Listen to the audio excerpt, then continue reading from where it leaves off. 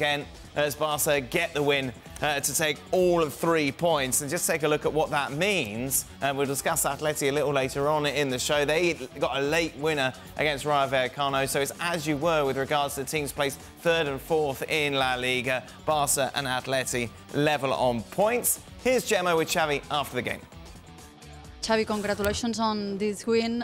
Difficult one with the team suffering, playing against Osasuna 1 man down. Were you expecting more reaction for your players in this game after your big announcement? Yes, thank you so much. I think we react very well. I didn't have doubts because the dressing room is the changing room is a family. It's a family, and I didn't have any doubt that everybody ran for the team, everybody worked for the team. We are a family, and I think we needed this reaction. So very happy, satisfied with the performance. Of course, we could have scored more goals, and at the end we suffered with 10 players, against 10 players, but we are in a difficult situation. Now better situation. These 3 points, I think, will give us more confidence, more morale. So I think this is the way.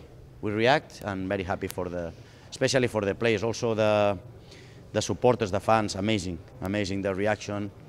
Very good. We need to be, you know, like a family. The supporters, the board, the dressing room, the players.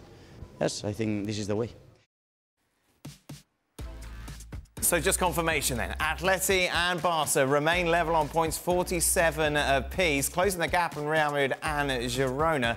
Real Madrid, of course, in action tomorrow. They're away against Getafe. So more on what we saw then at Montjuic. Sid Lowe is with us in the dark. Beautiful. He stood there for 36 minutes. Yeah, of course. Sid loves it, though. What else is he going to do with himself? Listening to me whining about my illness. So if only you could shut up and then we could get on with it and he could go home. Sid Lowe, it's cold in Madrid. Let him suffer. Pitch side in the Metropolitano. Mario, I want to start with you first. So we were talking before this game. That will be a big indicator as to where Barcelona go now, with Xavi saying that he'd left. Did we learn anything from that win from Osasuna? That I think they are still the same, what we were saying during all the season. I think it's not the best performance from Barcelona. They struggle to create chances. They suffer in defense against a team with 10 players. Another injury. I think your key players, there are no one fit. Your best player right now is Lamine Yamal, that is just 16 years old. So I think the game we saw today from Barcelona is the resume of what we are seeing during all this season. It's right, Sid, wasn't it? We were thinking, well, what they're going to react? What's the crowd going to be like? You know, the players going to lift themselves. Xavi talked about being the pressure off them, that they can play now freer. It was exactly the same, wasn't it? Yeah, and it's striking, isn't it, listening to Xavi talking to Gemma there and saying that he was happy with the response, he was happy with the performance, he knew that the players would react. And you look at this and you think, well, this isn't really a reaction. Exactly as Mario says, this is what we've seen for a lot of this season. Now, it is true that if you look at their recent results, they've really struggled to keep a clean sheet. So there we go, there's a clean sheet. That's a step, maybe. But the performance isn't the performance that makes you say, oh, well, it's a good job that the players have been liberated. There's a real, you know, there's a real change now. There isn't a change. And this is one of the things that I think has been a kind of a recurring theme all season, that we've talked about lots of elements. And Xavi, by the way, all season has talked about all sorts of different elements. He's talked about not finishing their chances. He's talked about not defending well. He's talked about moments of lack of concentration. He talked at one point in the season about a team that didn't have soul. He's talked about the pitch being a problem. He's talked about referees being a problem. But one of the things that hasn't really come up, and I think this was demonstrated again today, is they're just not playing particularly good football. And that, on the face of it at least, is a thing that Barcelona are supposed to do. No matter what else happens, they're supposed to play good football. And for a lot of this season, that really hasn't happened. And I don't really think it happened tonight either. They did win. Yeah, I know, but okay. what's the end game? I mean, I mean, apparently Lewandowski had a barbecue this week as a team bonding. Yes. Now, you would have to question whether it was a team bonding or a celebration that maybe Xavi was going, because he's been a little vocal about it. Hasn't exactly played. No, I'm not blaming him for this, but when you look at senior players that are going to shoulder the burden for a manager who's under pressure, he hasn't come up for his manager, right? Yep. Not this year. Last year, different scenario. This year, and he's not alone, but he being the big cheese, really, you know, coming off the back of his record at Bayern Munich, season after season after season after season, at a time of need, he's actually talked more about what's wrong than done something about it. And that's part of the problem. And there's a lot of kids and a lot of youngsters at Barcelona as well. And I think they don't and haven't really needed to hear some of the things he's been talking about from early on in the season.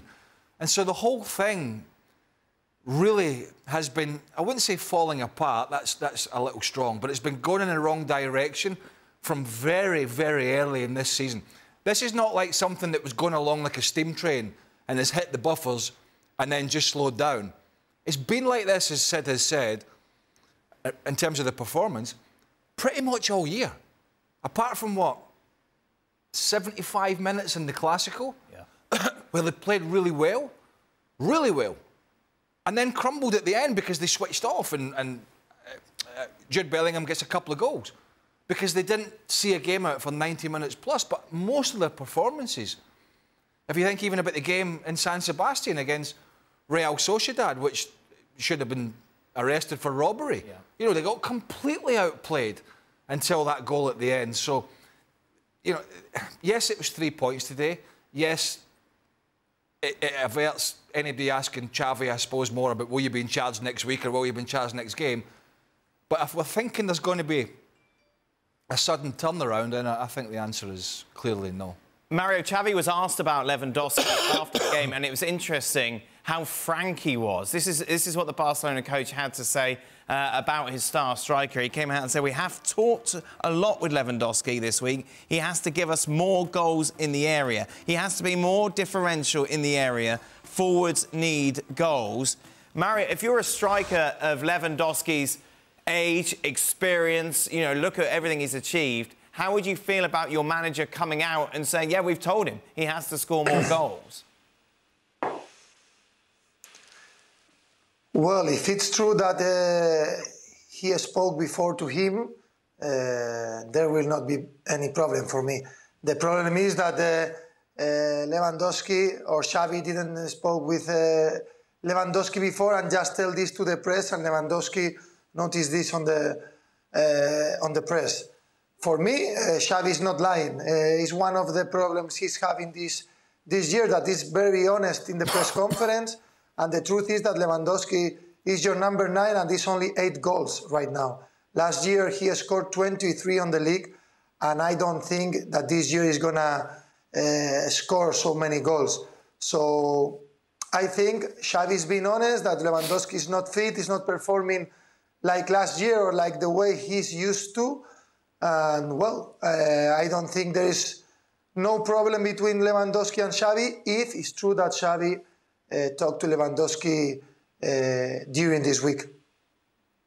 I've noticed I start coughing around 6:20 p.m. Oh, maybe you should just... Which I think means that that should be my time to clock out.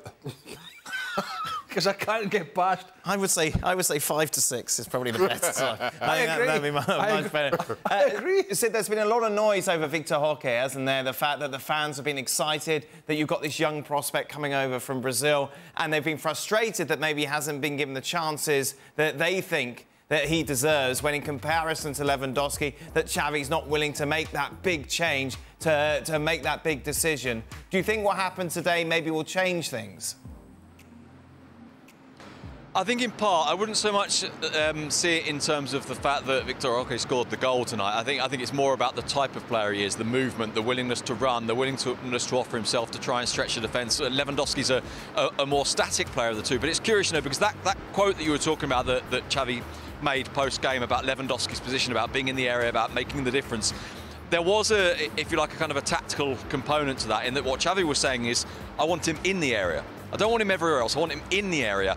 And yet, of course, what Victor Roque offers you it's not to say he doesn't play in the area, but it's something very different, a much more dynamic, a much more mobile kind of forward. And I think so tonight's performance, I think, may lean in towards Victor Roque, not so much because of the goal, but because of that movement. And you're right, by the way, he was signed at a time when really and truly Barcelona couldn't afford to spend that money on him, and they've only got him registered for now. They will need to re-register him for next season because they've got to comply with the financial fair play rules. And then Xavi immediately said, we can't load this kid with the pressure. We can't expect him to be the guy that kind of drags us out of this. And he has seemed, I think, slightly reluctant to play him, which is curious because he hasn't been reluctant to play lots of other kids. I think he doesn't want to burn him.